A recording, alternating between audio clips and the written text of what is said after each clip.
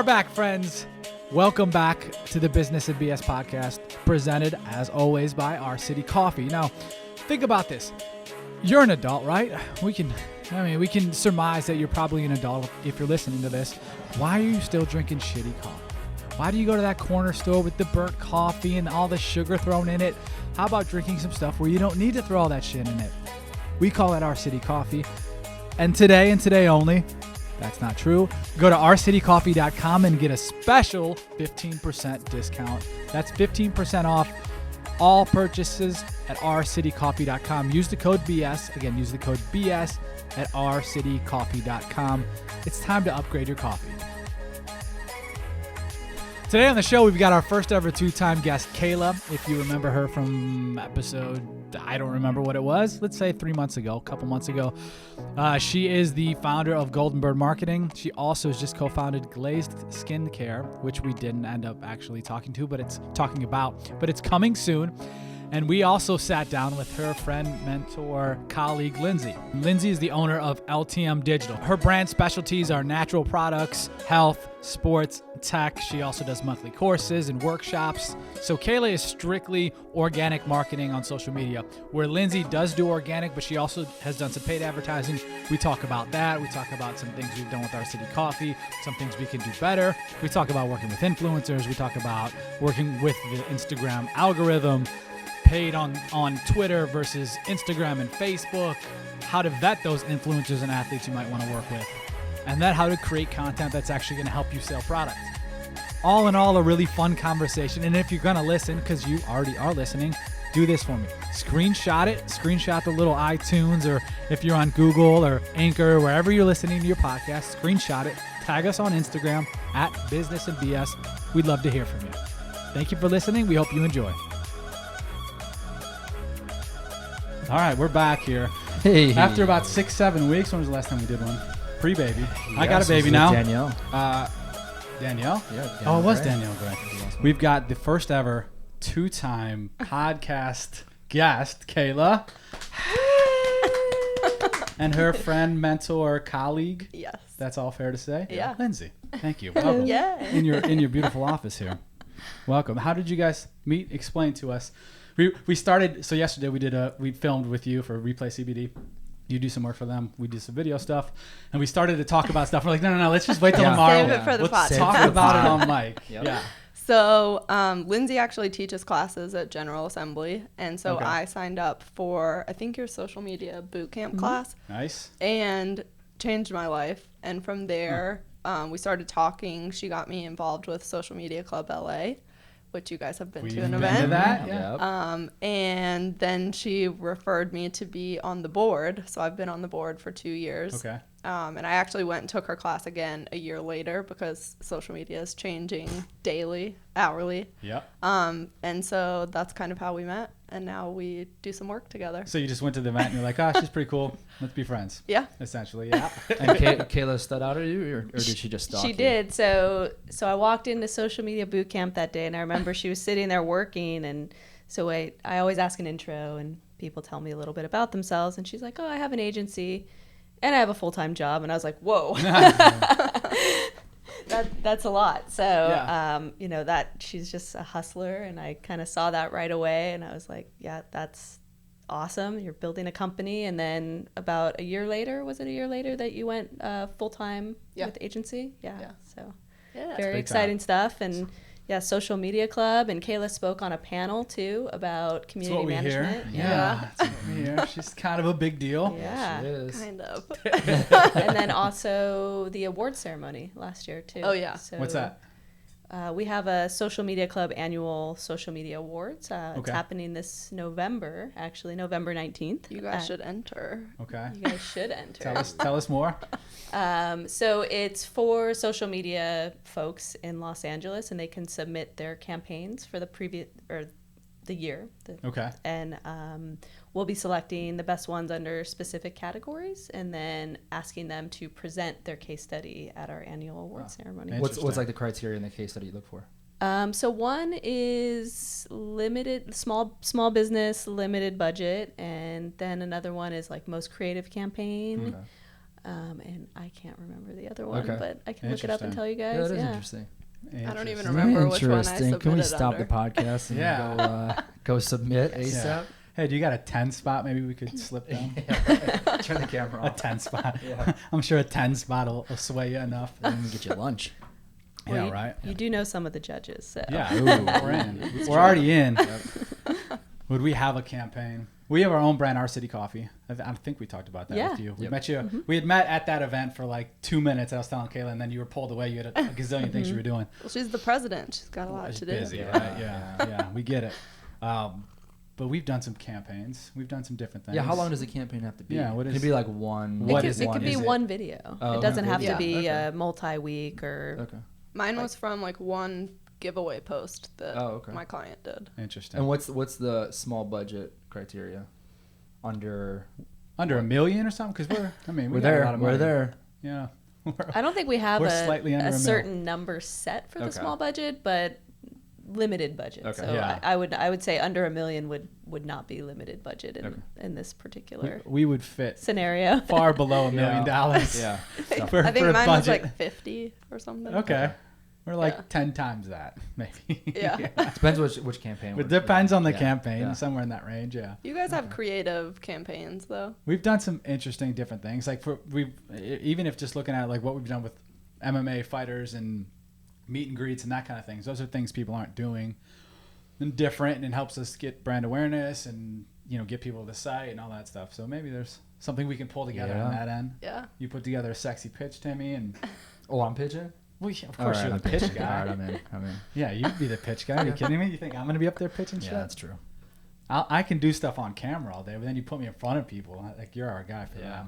All right. Anyway, all right, back off of that. Lindsay, so I know we talked, you're organic. You've done a lot in the paid space as far as social media, which is stuff we have questions about.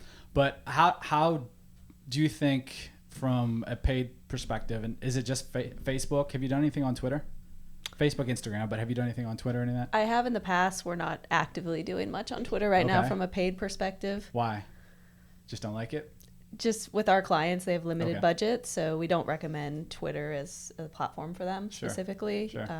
If they're doing anything on Twitter, it's organic, Mm-hmm. just posting content. A lot of content distribution sites, we like to use Twitter. We have a sports brand that we work with that's very active on Twitter. Sure. Twitter becomes the second screen in a lot of, MMA, I'm sure. Oh, yeah. It's probably super active. I'm a huge soccer fan, so I use Twitter a lot during the soccer games. And when I watch This Is Us, like last night. One of my favorite shows on TV. Yeah. Lindsay loves Twitter. I do like Twitter. I love Twitter, too. Ask Kayla about Twitter. Oh, she hates it. Oh, we we've talked talked about it about last it. time. Within the first 10 minutes, she's She like, likes- I hate Twitter. Yeah, she likes Twitter to bitch about flights, is what she said. Yeah. Yeah. Basically.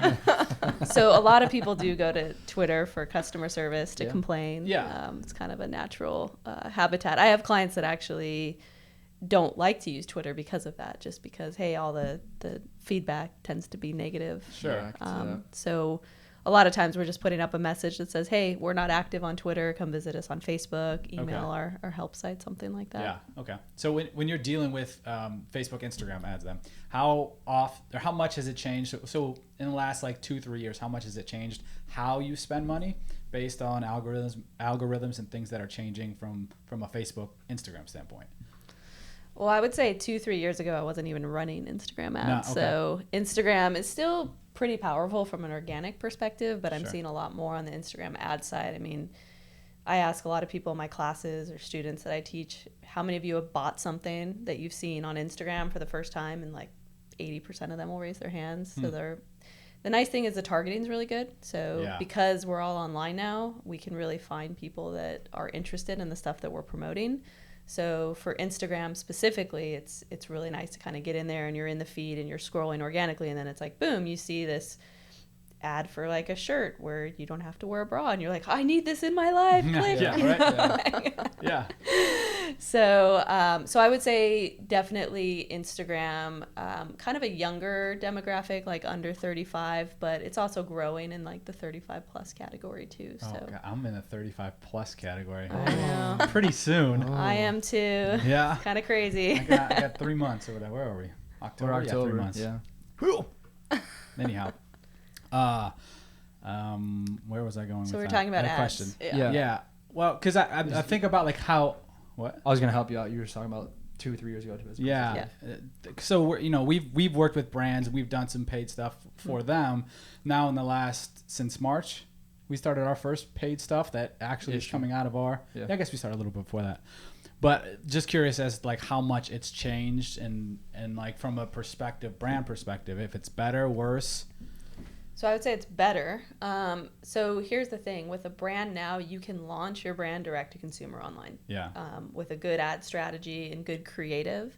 And I think video is a really important part of that strategy because video tells your message. So you guys are in a really great space for that because you can build out these brand awareness videos for your clients that they can then turn that creative over, turn it into a Facebook ad, an Instagram ad, do the right targeting and the right copywriting, and then boom, they've reached the right potential customer. Sure. Now, what I've found is that, at least on our social, it seems as if now that we are paying and we are doing Facebook ads, Instagram ads, and now we're getting less engagement because of that on the non-paid On stuff. the organic ones, yeah. Yeah, so I haven't heard anything specifically. Like Facebook hasn't come out and said, "Oh, if you are paying." Of course, for... they're not going to say that shit. So I usually don't recommend promoting content on Instagram unless it's for a specific purpose. So Sure. So like the promote button that you Yeah, see, yeah. just like it's the same as like a Facebook boosted post. The only time we do that is if we're doing a giveaway. So if we're doing a giveaway on Instagram, we want to give it some extra promotion. So we will boost it because we know that we're going to get a certain amount of new followers from that. So we want to use that as an opportunity to draw people into the profile. Other than that, everything that we run for Instagram ads specifically is all done through Ads Manager. So are you guys running ads through Ads Manager? Yeah. Cool. Yeah, we haven't done any boosted or Any anything boosted, like that. yeah. Not in the past even. Nope. Right? Nope. No. Yeah, all through the ads manager. Just trying to think if we did that for other brands. I don't know if we had. We haven't done Facebook paid stuff for other brands in a couple years. Yeah, that's not our. Probably that brand that was around here was the last Our time we did that. shtick. Yeah, no, we don't really do that, Yeah. and we would look to outsource that, and maybe now Hey. we can come to you if What I have a can do question though that. too. Okay, go ahead, man. I got it. It's my turn. As far as outside of Facebook, Instagram, have you done any like YouTube pre-roll and any success with those? We haven't done too much with YouTube pre-roll. We have some clients that are interested in it, but usually for the budgets that we're working within, we're not cutting pre-roll content for them. Okay. So usually we're taking a video, like a 1 minute about us video, and we're putting it on Facebook and we're putting it on Instagram, and then we're doing Google ads too. So usually we're doing branded campaigns for Google ads. So just having the client protecting their brand. So like if someone typed in business and BS, you guys would show up there, and so your competitors aren't bidding you out on that particular keyword. Yeah, Okay. which is crazy because you do see a lot of that. People just bidding. You could type in business and BS, and if people wanted to get ahead of us and pay for it, they would just They could. outbid us. Yeah. Which is kind Yeah, that's of interesting. sucks. That's the game. I've heard of a handful of people saying YouTube pre-roll. It's like that's the jam, but we haven't experimented in that. And I just was curious if you had. Yeah, it's a higher cost, Yeah. so that's usually why we don't do it. Yeah. What budget wise are you small businesses, major businesses, somewhere in between, all of the above? It ranges pretty drastically, I would Yeah. say, with our clients. Like we have some clients that are spending hundreds of dollars a month, some clients that are spending thousands, some that are spending 5 figures. So it just depends Per month. on what their budget is. Sure. So like Kayla, when you have a brand that's because you do only organic. Yeah, so I do. And then if Yeah. someone wants to do paid, I'll have the girl that works with me, or I'll contact Lindsay or somebody that I know that does paid. Are some of the brands you work with only organic? They don't do any paid stuff? Yeah.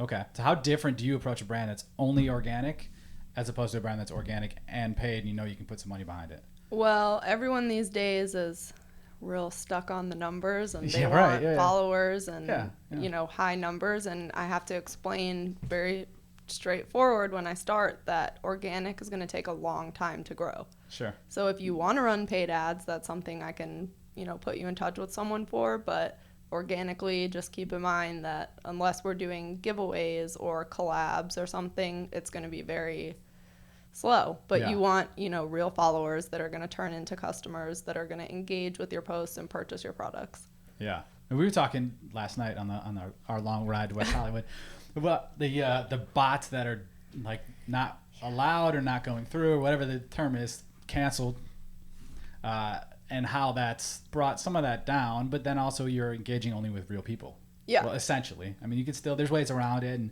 they're constantly beating algorithms, but now it's actually people. Yeah, and I've had clients that they'll tell me that the person that worked with them before bought their followers, and so it's like, okay, so then I have to Alright. kind of Cool. start from scratch. But don't buy bots ever. Yeah, I've never been a fan of that. There's been a couple times where people have done things, and the whole point of a bot is to get some sort of recognition for whatever you're doing. And so then it's also kind of worked a couple of times. And then it's like, all right, maybe I'll soften on that stance of I don't like that shit, but it's what it is. Sometimes it works. Yeah, and the other thing is people are realizing it now too. So people are looking at your follower count and how many likes you have and how many people commented, or a bot will comment and you'll respond something funny and they don't respond or whatever it might be. Yeah. So I remember it was maybe 3 years ago. When did we do the USA Today project? 3 years ago? We're getting into it like 3 years ago, Novembers ago. Yeah. I think it was 17. And we were looking for, it was a fitness health project. We did 90 videos on like 1 minute tips and then stories on these influencers, athletes, yada, yada. And so we're trying to, like, we knew a handful of people, but we didn't know 65 people to make those videos for. So we would go in, or I would go in and look for people with followings and people that I thought could be a cool story. And then, that was just the beginning where people were like, oh, well, following isn't everything. Like, just because you have 55,000 followers or 1 million followers, like, that doesn't matter. But still, some of those people were getting paid to do stuff because some brands they just didn't get it. They're like, oh, 54,000 followers. And I'm clearly thinking of one person specifically. Yeah. Who would get, like, 300 likes and 2 comments on her stuff, and it'd be like, and I can't one believe was she's... probably hashtags. Yeah, right. Yeah, exactly. Yeah. Exactly. But now, that's, you can sniff through that easily. Yeah. Like when we're working with a brand and they want to work with somebody, the first thing we're doing is looking at their engagement. Like even for us in our coffee company, there's not that they're listening to this shit anyway, who cares? But so like there's one agency, and I talked to the guy, and the athletes he's working with, like, or wants us to work with, have 0 engagement, and their shit is all boring. They're And good it's sized like, athletes too. good, like well-known people. Like if you follow the NFL a little, you know who some of these guys are, and their engagement's terrible because they post the same shit that everyone else posts. And there's no Getty images that they just yeah, exactly. Yeah, Yeah. There's no depth to what they're doing. They're not doing anything that's going to draw people to care more about them than anybody else, except maybe they're playing well or they're not. So like they're not building that. It's that if they're playing well, cool. If not, who cares? They're probably also just posting and running too, instead of posting and going in and engaging with their followers. For sure. Yeah. And I talked to the agent dude, and I was like, if I didn't say it like this, but essentially, like if your athletes were like some of my fitness friends, they'd all be millionaires off the field because they hustle and they actually do stuff on Instagram. And I know these athletes have plenty of time. In the NFL, you watch film, you work out, you practice, and that's like, let's call it 8 hours a day at the most. And you have families and stuff, but they have time to be engaging. An hour a day. And 30 minutes to be commenting back to people and like, oh my God, you're my favorite, whatever. Hey, thanks, appreciate you. Like that's a big damn deal. That's something they're going to screenshot and send to 10 buddies or post on their Instagram or their Instagram story. Yeah. Like that becomes a deal for those people. Well, then there's the whole, and I'm interested to hear your thoughts on this too, but there's the whole rumor that Instagram's going to remove the likes. Mm-hmm. So if I go look at your profile, I can't see the likes, but I can see the comments. Sure. But you can see it from your end. Yeah. So all these influencers that maybe are paying for things, it's going to be interesting to see their profile because you're going to have to gauge by the followers and the comments. Sure. Yeah, and you're going to see 800,000 followers and 4 comments. It's not going to look good. And they did do that in Toronto, or was it Toronto? Yeah, it's live in Canada and Brazil. All right over now. Canada. Okay. Yeah, I think there's about 7 countries right now where it's live. Oh, wow. Okay. I have confirmation from someone in Brazil and someone in Canada that it's live. What do they say? Do people it? They said they can see their own likes. So let's say you guys like my photo, which I hope you like my content. All of them. All of them. I would be able to see that you liked it, but Kayla looking at my profile would not be able to see any likes. She would just be able to see the number of comments. So I think that a lot of it is about building a connection with your audience and, Yeah. and having conversations. So one thing that I've done and look to do with our clients is start a conversation through the caption. So asking a question to the audience, Yeah. having them, or to your followers, or to your community, to your tribe, whatever you call them. Yeah. What does Pat Flynn call his Flynnatics, or people have like names for their Yeah. fans. Yeah. But asking them a question, getting them involved in the conversation, having them be part of it, and then what I do is I try and go in and I respond to everyone. I try and For leave the brand or person or whoever. yeah, and I'm just talking from my personal too, but also Okay, from the yeah. brand as a best practice. We always do that too, course, like making yeah. sure we like and comment. But I think that's something that's changing. I know just for me in the last year, the comments on my personal profile have increased dramatically since I've kind of started to implement this and ask questions, and I've grown a nice community of moms and business owners on my personal profile. Sure. People that live in the South Bay. Like 1% of my audience is in Hermosa Beach, which is crazy. Oh, wow. Yeah. Crazy to see Hermosa show up as a top location for me on my insights. But and that's really cool, because I spend, like Kayla mentioned, like going in and not posting and running, but going in and engaging. Like I'm pretty active in the community. I go to the gym here, I post photos at the gym, I do races, I go in and I engage with everyone who posts after that race and comment, and it's kind of cool because I've gotten to meet people through that too. It's crazy to me that not everybody does that. Not everyone thinks to do it though. Like I think as Yeah. marketers, for us, it's second nature. Like Sure. yes, you have to be involved. You have to show up. Yeah. And I think other people just think, well, I am showing up, I'm posting, and then I'm going on with my day. But that's not what Instagram is all about. It's about Right. building a community. And that's cool to post, but if I say like, hey, I love that sweater you're wearing or whatever that is. My Top- nice black a Old sweater? Navy sweater. I love that sweater. And then you're just not going to respond to me saying I love that sweater?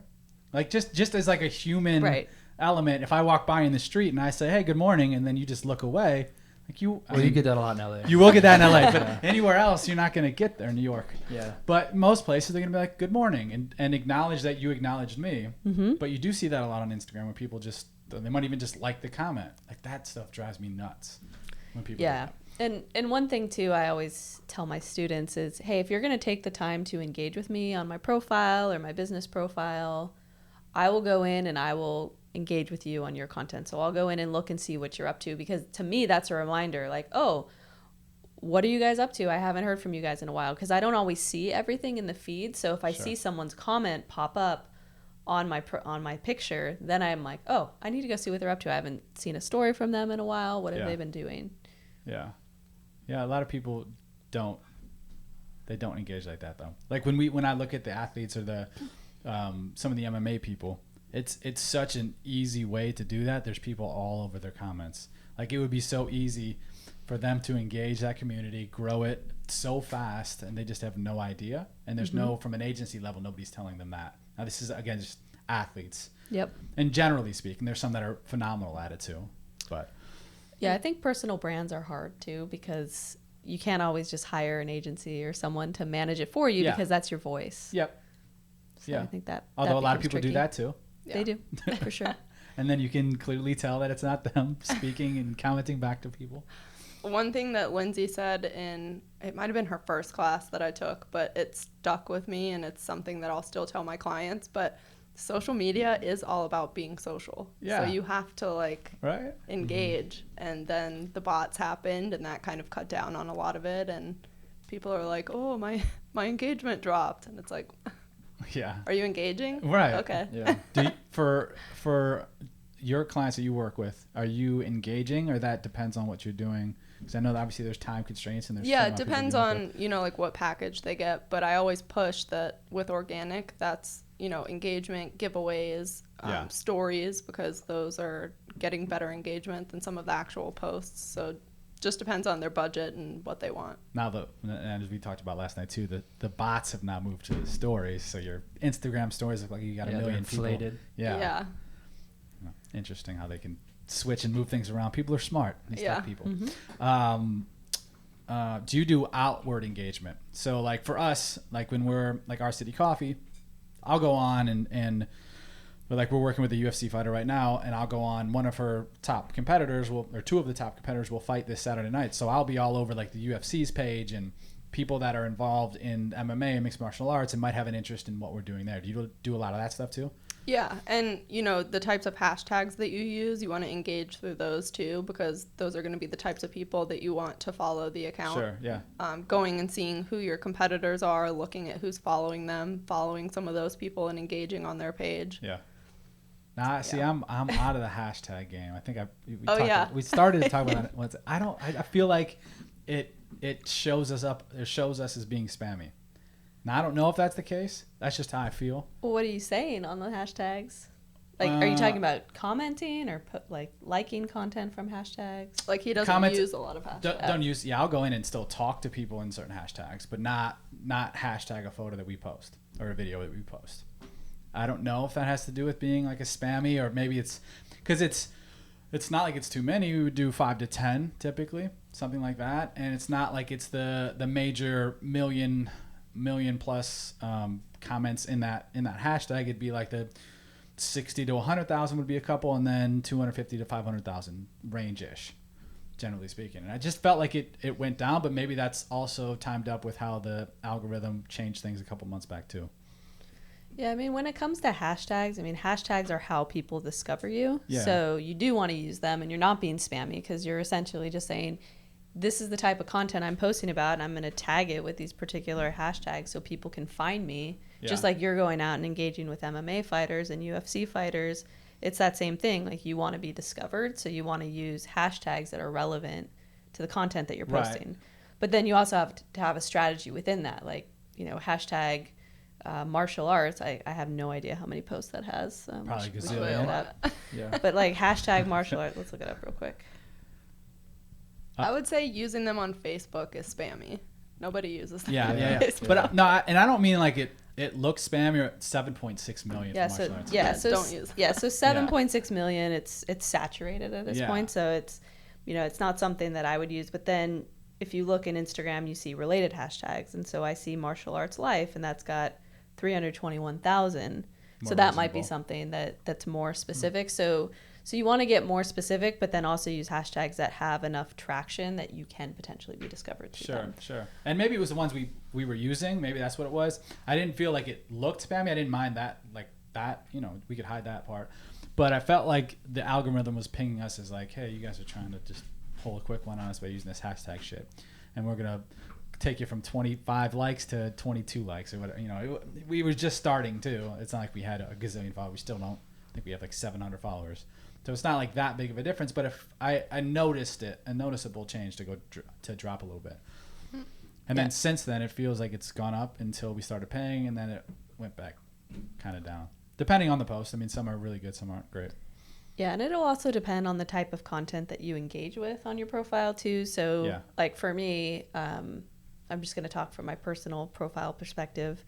I post a lot of content about being gluten-free and health and fitness and bloggers and things like that. So over time, because I'm engaging with those hashtags so regularly, I start to feel like I know the people that are part of that community because I see them, they're showing up consistently in like the top spots and recent posts. And then I'll at some point like, hey, I'm going to start following you, and I'm commenting on your stuff, and I'm seeing who you are. So it's like you just become part of that community too. And I've discovered a lot of people through hashtags. Like, a lot of times, like I'll do like hashtag, and this was kind of back in the early days of Instagram, but like hashtag gluten free, wasn't so saturated. Hashtag Whole30. Mm-hmm. Whole30 has basically exploded on Instagram. Mm-hmm. Yeah. So now if I'm using something like that, I won't use Whole30 as a hashtag because it's too saturated, but I'll use something I'll tell Melissa. Yeah. No, she can use it though. She's a creator, of course, co-creator. So, but hashtag like Whole30 recipes or something like that. Hashtag Whole30 September. And it'll be interesting to see where this goes over the next couple years too, because as more people post content and they're using these hashtags, and we're gonna have to get creative with hashtags in the future too. Yeah. Maybe Instagram will wipe them out at some point. I don't know. I feel like sometimes they do. Like you'll find one that seems super general, but it doesn't have as many posts as you would think. You think they just chopped it? Done. I don't know. Hashtag coffee gone. Start from zero again. Yeah. Hashtag coffee cup emoji. Yeah, Yeah. right. Yeah, that's what it. Like if you go coffee's got to. I'm sure it's it's a triple. gazillion, 116 million. Yeah. Now if you go coffee hashtag coffee emoji, 168,000. Reasonable amount. Anyway, I think I'll get back on hashtags. You're getting back in the game. Yeah. I just got soured. I get soured on Instagram from time to time because You're it also a is huge so- skeptic too of most things. Oh, I'm a skeptic. If like one thing, yeah, like, jump well, into the why didn't skeptic why tank. didn't we have 15 likes over 10 likes or whatever? And you're like, fucking algorithm. Let's go after Yeah. them. Let's sue them. Instagram Yeah. got something. Yeah. That's just, they Yeah. got our $500 on Yeah. that ad. Now they want more. Those Yeah. bastards. Hey, they Uh, locked me out for like 2 weeks for I'm- no reason. I'm But current. you got a new phone out of it. I did. Yeah. Well, that's why I got the new iPhone 11. Oh, I didn't know Hey, that. how I do you didn't know like that that? all turned into that. Do what? How do you like the 11? Oh, I love it. Yeah. The camera's great. How much of a step up though from the last one? Did you have a 10 or what did you have? Yeah. 10X or 10? Whatever the hell they were. 10SX. I think it was an S. Okay. The camera's way better. Way better than 10. Wow. Okay. I still don't think it's as good as Android. They have a better camera from what Okay. I've heard, but it's pretty good. Good to know. I think I'm sold. Yeah. Oh, you need a new phone. Yeah, I need a new phone. Yeah, you do. Yeah. So I'm suspended on Twitter right now as we speak. You From, are. yeah, from a I was just From his rant. I was just fuck What off. did you do? Fuck Twitter. Fuck So, Jack. Yeah. So what I did was from a workout video from February of 2016. What? Yes. I just got pinged for something from 2016, like February 2nd. They're of cleaning. What was 2016. wrong So with that it? some music I didn't have the rights to play. I mean, like, I'm not the first one to put music on a workout video, by the way. And that was my third strike or whatever. And all from the same thing, all from 3, 4, 5 years ago. Like, just way back a couple of years ago. And then all of a sudden, now they're hitting me for it, which I don't. The first two, I was able to, like, take it down. But for some reason, this third one, they won't let me take it down. So I assume they're going to bring me back up, and then they're just going to hit me again for old videos. They'll just get flagged, and I'll get booted. You should go ahead and pull them now. I don't even, like, how would I probably have 25,000 tweets. I'm going to have to go back 10,000 tweets and just start deleting shit. Like, I'm not going to do that. All that being said, I love Twitter. Wait, I know you don't. So, and we were talking about this last night too, with our City Coffee and working with some of these MMA athletes. They have bigger followings. The 3 we've worked with so far, or 2 we've worked with, 1 we're currently working with. One's got, what's Rose on Twitter? Like 1 million? Yeah, about 1 million. 1 million. The other one's at 350. I think Ben was at the time, and Yeah, Cowboys Cerrone's at 600. 600K. And we started with like 9 followers when we did the first one, like literally 9 followers. And we had, I think our reach was like 270 or something the first month, 270K, that is. And, you know, reach doesn't necessarily mean shit, but we would get, we got a lot of profile looks and then link clicks through that as well, because we were able to talk to people, have conversations with people that we knew were directly gave a shit about the person we were talking about. So that's why I like Twitter. That's my spiel on Twitter. But you don't do any sort of paid stuff, but you had in the past A little bit bit. with lead gen on Twitter. and didn't love it. No, it Or was just it was budget-wise, I just mean, it was felt like- effective for the particular campaign that we were doing. Okay. But you know, for me, I love Twitter as well. I best. love Instagram more best. actually. Yeah. But I'm still sour feel on so Instagram. left out. Yeah. I've been using Twitter for over 10 years now. I feel very old. Me too. Yeah. She's got a good following on there too. It's one Yeah? of the first 1 million followers there. Really? Interesting. Yeah. So I love think it, I and was what I like about How do you know Twitter, that? How do you know that? There was something a while back that showed you like Huh. what number you were when you signed up. do I remember that, was yeah. I was an early adopter to Twitter. I so. think I was like 08. I think I was 07, but Yeah, I didn't do 07. anything from 07 to Well, you last guys beat year. me. Anyway, go ahead. Yeah, so I mean, I think with Twitter, for me, like you were saying, it's conversation. So in terms of lead gen, like we've done some paid advertising there. We're just like doing lead gen on Twitter, and it's done well. But a lot of our clients, when they have limited budget, Twitter is usually not where we look to do things. Sure. So.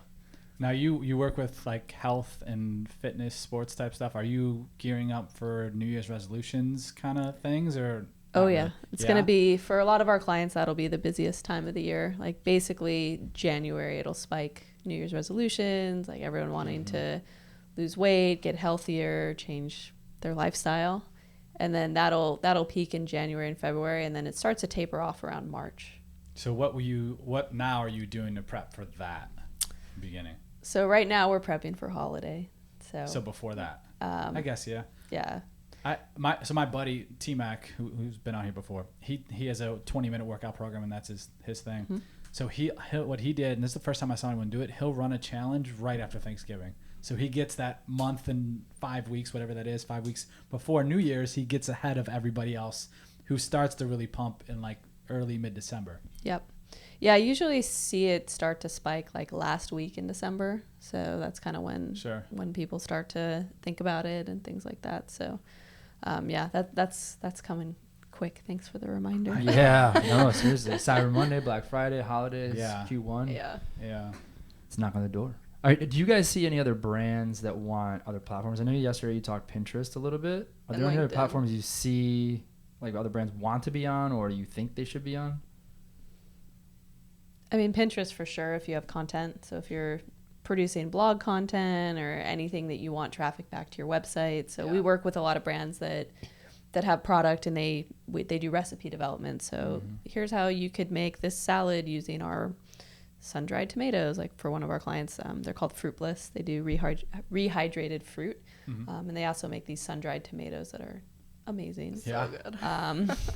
So good. So they could go in salads, or we've seen people do focaccia bread with them. And we also work with influencers to do recipe development for them. And then as part of that scope of work, they'll post on Instagram, they'll post on their own blog, and then they'll give us the content to put on the Fruitless blog. So right now we're working on their Pinterest profile. So we're going to be creating pins for all of that blog content, all of the main pages, all the product pages on their site, so that they have a really nicely dialed Pinterest profile.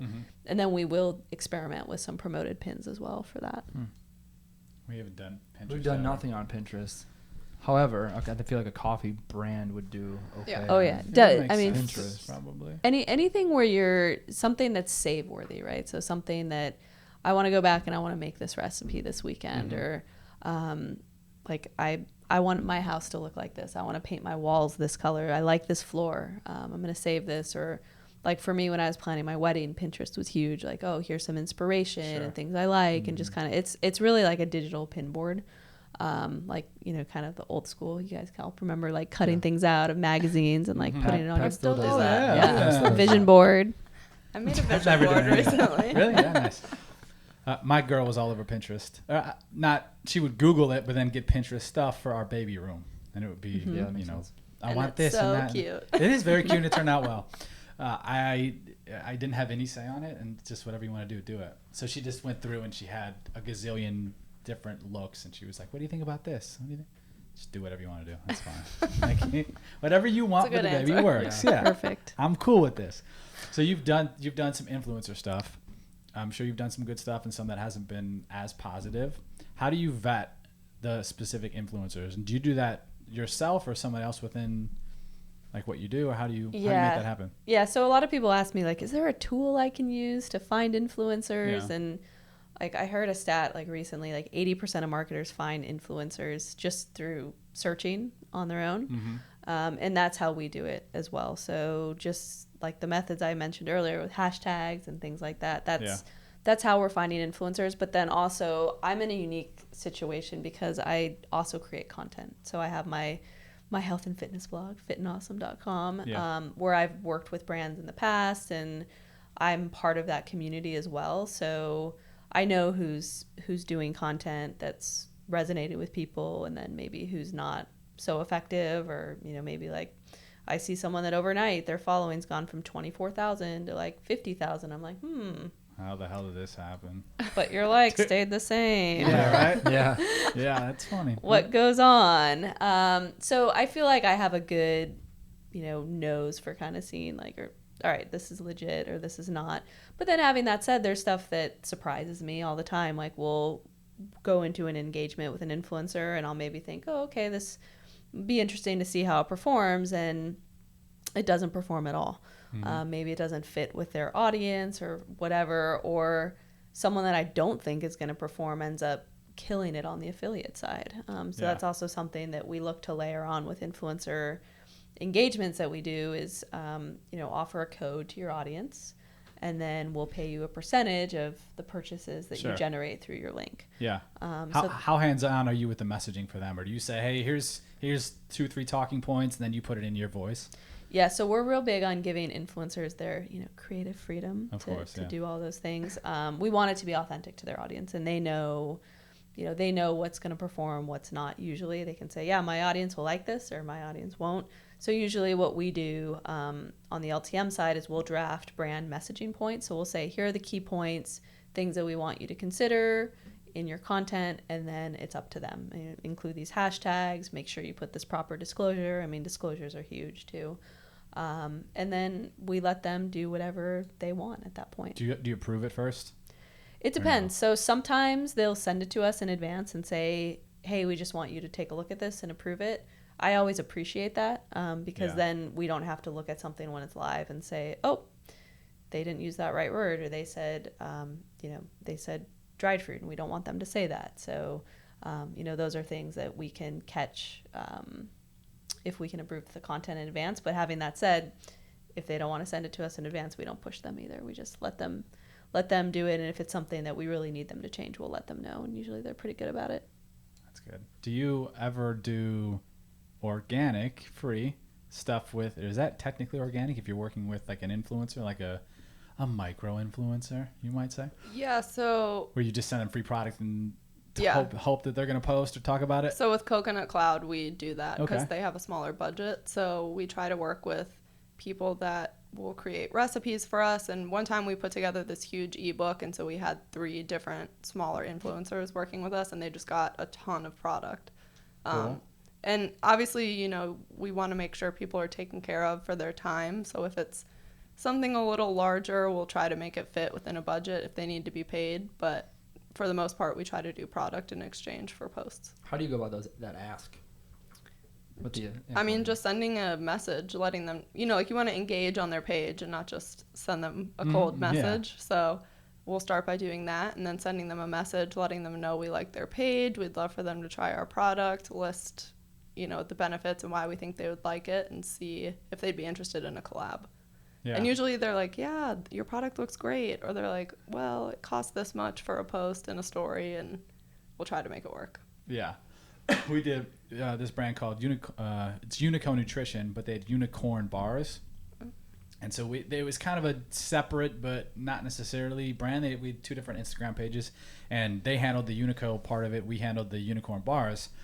And I did the same thing where I sent out, bars, and they looked cool. Of the 8-pack or 12-pack, 2 of them had a unicorn, a horn. Bars, so Oh, that's cool. So it was very, and it was bright and colorful, Instagrammable. Yeah. So I sent it out to I think 50 people, and 35 of them posted something about it, on stories. Great. Yeah. Because and obviously we vetted them and talked to them and say, hey, can we send this out? We think it'd be a great fit. Maybe there's something else. If this could be a fit for you, maybe there's just a paid type deal on the back end with us, and it worked out pretty well. And some of those people had one girl had 220,000 followers, and we got a handful of followers and people from us. They ended up not. They had an issue with he probably has never talked about it, but a bigger company came down and said you can't sell it the way you're selling it, and they ended up closing that part of the biz. Copyright infringement. Yeah, they claim. But bullshit. No, it was a big corporation. Bully. Yeah, just saying. That's what it was. Shut it down. 35 out of 50 is really good. That's something too that we look at if we're doing. We have a lot of clients who say, we'll send product, but we don't want to necessarily pay for promotion. Sure. And we usually say, okay, well, if we're going to do that, then we want a certain percentage of those people to post, but we can't guarantee anything. So we call that earned promotion, earned media. So, what's a good percentage, do you think? I usually shoot for about 30%, 35%. So you guys were way above average. You guys get 2 gold stars for that. Yeah. But it sounds like it was an Instagrammable product. And I think that also helps because all of these influencers, they want content. They want to promote it, and if it's something that's cool and catches their eye, and they're not being like forced to do it. Because like if someone says, oh, I'm gonna send you, like I had a brand once tell me, oh, I'm gonna send you some snacks. And those snacks are probably, the retail value of it's like $20 for like 4 packs. And they're like, and we need you to post on this day and in this order and these messages. I was like, no, like that's. But if you want to send me stuff and if I like it, like sure, I'll post about it. So it's like you really have to be able to kind of, it just like Kayla said, like being social. Like how do you interact with someone in real life? Like would you be like, hey, I'm gonna give you this cup of coffee, but you have to post about me and you have to tag me and you have to tag you have to tag our city coffee and all these things. You'd be like, that's too much work. Like, I'll go buy my own coffee. So becomes a hassle. The other thing we try to do too is like with Coconut Cloud, they have 11.6 thousand followers now, and it's all through organic social. So we try to use that as well. So if it's a blogger, hey, if you like create a recipe and put it on your blog, we'll put it in our email marketing, we'll feature it on our page, we'll put the post on there. So it's kind of like scratch my back type thing. Yeah, so that's huge when you do start to build a following and people see that. We don't have that. Yeah, definitely. And you also, influencers want to be seen by brands too. So like we'll see a lot of organic content where people just tag a brand that's we're working with because they want us to repost it because then they get traction within that audience and then you build that way too. So I think that if you have a product that people love, it's a lot easier to get that organic promotion. Sure. And like you said too, like they need content. So when we would send those bars, we'd send them a box of bars, which 12 bars or whatever it was, and then write a note, and it was a unicorn card on each of them, and I would write.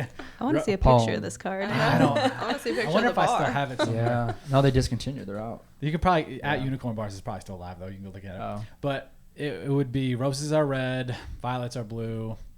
Kayla likes organic marketing. We do too. But everything started roses are red, violets are blue, and then I tie into something specifically to them. So cool. They would post. They would have like a 3 to 5 Instagram story post because of it. Because they would be like, "Oh, I got a box. Cool. Next. Oh, thank you, Unicorn Bars or Unicorn Bars." And then it would be, "Look at this cute note," and then it would be like something stupid with But it would it wouldn't just be the one thank you. A lot of the people did a couple, which leads to more people watching and more engagement and more followers. So it ended up being a pretty solid organic marketing pitch for us. Yeah, it sounds like Didn't it. say the company though. So I guess it wasn't that great. Company went under. Yeah, we didn't make $1 million from it, so they're out. But they did get bullied. I talked to a company probably about a year ago, and talking about like followers and people who have a good job of the messaging behind it. And it was a CBD company, not Replay CBD, so F them. Yep. Not interested. Yeah, not interested. But they work with a lot of MMA athletes, and MMA and CrossFit are their 2 big markets. And some of the names were really big, like million follower type people. The best person they had was an MMA announcer analyst, because she would take the time to talk about the product, why it works, when she does it. It wasn't just like, hey, thanks for sending me this. I clearly got paid for it. If anyone gives a shit, here's a code. But she would take the time to break it down, and it would be authentic within like her day. Just got done working out. I'm gonna rub this on, or I'm gonna later in the day she's doing the what do you call those things, Kayla? Under the tongue. The drops. The drops. Oh, I was like, What? a face mask? I don't know what I you're talking don't about. know what that motion was though. I wasn't sure what that was either. Tongue up. You put them underneath the tongue. Anyway, but she was the best one. She had, I want to say like 27,000 followers on Instagram. And she was dominating the people. The one guy I'm thinking of with 1 million and a couple that were 100,000 plus. Just not even close, number-wise. So I have a friend. She's really big in the fitness industry, and sometimes I'll use her to help me with a giveaway for a client. Okay. But she's really great because she won't promote a product she doesn't believe in. And then when she posts about it, she talks about the benefits of why. So she did something with an old CBD client I had it was a sparkling water. Okay. And so she posted the benefits of CBD and why she likes it and what she uses it for. And then we did a giveaway, and The giveaway actually did really well, and they got a lot of sales from it, which was kind of interesting. But I'm not really sure what happened with that account. Sure, happens. Happens. But it's cool that that's how she talks about it that way, and she's not just like, hey, I'm giving away this product. God, I hate that. You know, Yeah. comment hate below. that. She Yeah. like puts a bunch of information on why you might enjoy it too. Yeah. I hate that when it's clearly, you know, just like thanks so much in the comment, but the picture where they're like working out and then like all the products are lined up in front of it, just that's one of my like pet peeves. Like, I know that you're not doing this whole workout and you just happen to line up 10 products right there. Like, be authentic within it and then the picture of the video. Yeah. You guys should sit with Pat when he goes through Instagram and just Oh. I have see like the smoke I want the coming from commentary. you. yeah, I have too much shit like that. Or I just like that shit just really annoys irks me. him. Yeah. Yeah. I mean, it's tough too. Like, I see a lot of influencers who are like, oh, I'm gluten free, I'm dairy free, I'm this, I'm that, I'm this diet. And then they're like, oh, cool. Milk company, you want to sponsor me? Sure, I'll post about you. And then it's Yeah. like, what is that? Like, so I think that's frustrating too, because I see a lot of influencers, they want to do this full time, and so Yeah. they need to earn money. And I could see how it's very tempting when a company that maybe isn't something that you necessarily believe in or would use yourself comes to you and is like, hey, here's a nice amount of money to promote it on your feed, and you do it, but then you lose that credibility with your audience. So it's Immediately. like, what value are you providing? I think, you know, and I'll give a shout out here too to someone who I think is very real online. She's an influencer that was on a panel that I moderated at Blog Her Health earlier this year, and her name is Shut the Kale Up. Have you guys heard of her? Yeah. She's great. And I watch her stories almost every day. I've been a fan of hers for a while, but just when I met her, I was like, I feel like I know you because, you know, I watch your stories all the time. She's like, you do know me. That's who I am. And she's very real, and she's very particular about who she works with. And she just launched a mask with Cocoa Kind skincare. Okay. And she did a Shut the Kale Up mask. And it seemed like she sold a lot of product. I mean, I don't know, but she was posting her feed, all these, you know, she's got a very loyal following, and they're all like holding up her mask and showing themselves with the mask on it. And I was like, that is what an authentic following will get you. And, you know, she doesn't do stuff like that every so often. So I think that it's kind of when you do have an opportunity like that and you've built that authenticity with your audience, then you can really move the needle on promotions when you do them. Sure. I got a friend who's like 30. I talked about it like 3 times on here, Danielle Pacenti. And she's got 32 or 3,000 followers. I don't know what, like not huge, but not nothing. And when she posts, she'll get 150 comments every time she posts, because the stuff she'll have this like blog every Instagram post. It's long as shit, and you'll probably half the people read it, half don't. But she gets great engagement because you can tell she gives a shit. And then on her Instagram story, she takes you behind every day what she's doing, and she's messing around with her husband Maddie, and they're doing funny and cool and different stuff than what you see with a lot of the people who are posting the same old shit. It's like different daily, and it's truly showing like her behind the scenes story of what goes on in a day. Yeah. We get hit up a lot with Coconut Cloud for influencers that want to work with us. Yeah. And staying on brand with what Lindsay had said, I'll never forget someone had reached out, and the page was, he must have been a fashion influencer, but he would just sit there and hold a product and make a post about it. And Yeah. it was like, that doesn't really seem like the right fit. And it was, Okay. you know, $5,000 for a post. Okay. And so we were like, I think we need to pass. Yeah. But he was doing his own outreach. No, it was an agency. Oh, okay. Did you this round you just said that milk thing? Ariana Grande did the collab with Starbucks. Yeah, I think I saw that that. other coffee company. Yeah. Bleep that name. Yeah. Starbucks. And the collab was for like, I think it was like a unicorn, Yeah. what a frappe, sugar shit, whatever it was. Sugar shit. Yeah. But there's milk in it. And it was like, you dumbass. Like you're vegan and you're talking about being vegan. By the way, the drink you just helped create, or at least sign the contract on, is not vegan. So like this was like 6 months ago, and there's Yeah. huge backlash on that. because it was like, obviously this isn't vegan. Like, you're not doing any sort of research. You just signed on the dotted line and made your millions of bucks. Yeah. You got to put that on the manager. Well, yes. Yeah. But at the end of the day, like, just ask the question, hey, is this vegan? Like, all that shit that's in it. I mean, I don't think that's that difficult to do. I wonder if they could have made a dairy-free one. There was I don't drink that stuff. So I don't either. Yeah. But I saw the explanation as to why they couldn't specifically for that. Like, something in the frappe. I don't know. But I just drink coffee. I like the good shit. That's why we have good shit. But it was something in it. It was like milk based, and you couldn't. I don't know. Whatever. couldn't use something else. But yeah, so they didn't, and they moved forward with a non-vegan product for the vegan. Yeah, the vegan community is very passionate Oh, on yeah. Instagram. Sure. Oh, yeah. Yeah. Oh, yeah. yeah. I mean, and by the way, if you're in there, don't not be vegan then too. Yeah. Yeah. I wonder what she makes for something like that. Did you see that video? 7-8 figures, The sure. vegan. Yeah. It was a vegan influencer, and she was caught at the airport eating a hamburger. Oh, really? People are the best. Oh man. Yeah. What was her name? Do you remember? I don't remember. I'd I'll love to find look it, that- and yeah, I'd you love guys to can look put it in that the up. show We'll notes. tag it. We'll just Yeah. we'll cut this Sure. out. Yeah. Tag her in a Yeah. post. And then clip that. Hey, remember when this person did this? There's Yeah. so many people like that that just Yeah. aren't what they say they are, and Yeah. that's everywhere. That's for us. We see it in sports and athletics, and I've had coaches that were like that, and people and fitness, fashion. It's all like, some people are good, some people are not what they are. That's Yeah. why I don't like that. I don't want my son or people like that, like nieces and nephew, to idolize people they don't know, because you don't know them and you don't know what they really are. Just because they portray and they act as something in public doesn't mean they're like that at all.